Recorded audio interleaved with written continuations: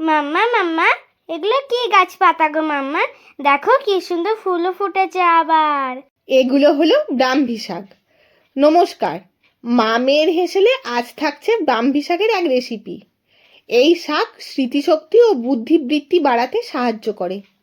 এটা সব বাচ্চার খাওয়া খুব ভালো। শুধু বাচ্চাই নয়, সবারই খাওয়া দরকার। এটা একটু তিতো শাক, একবার এইভাবে বানিয়ে দেখুন, বাচ্চাদেরও পছন্দ হবে।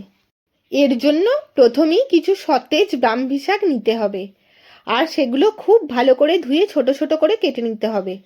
আর সাথে একটা বেগুনও নিয়ে কুচি কুচি করে কেটে নিতে হবে।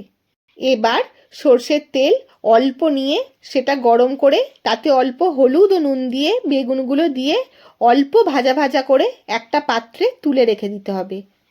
এবার কড়াইয়ে দিতে হবে ঘি, তাতে অল্প কালো জিরে আর পোস্ত, সাথে একটা কাঁচা লঙ্কা দিয়ে দিতে হবে। তারপর কুচিয়ে রাখা শাকটাও দিয়ে দিতে হবে। এই শাক সবসময় ঘি দিয়ে রাঁধলে উপকার বেশি পাওয়া যায়। এখন শাকটাতে অল্প হলুদ গুঁড়ো আর নুন দিয়ে ভালো করে নেড়ে অল্প করে হাতে করে একটু জল ছড়িয়ে ঢাকা দিয়ে সেদ্ধ করতে হবে।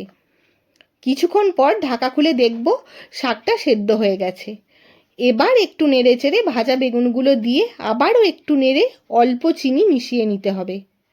এবার একটা পাত্রে তুলে তাতে আবারও 1 চামচ ঘি দিয়ে দিতে হবে।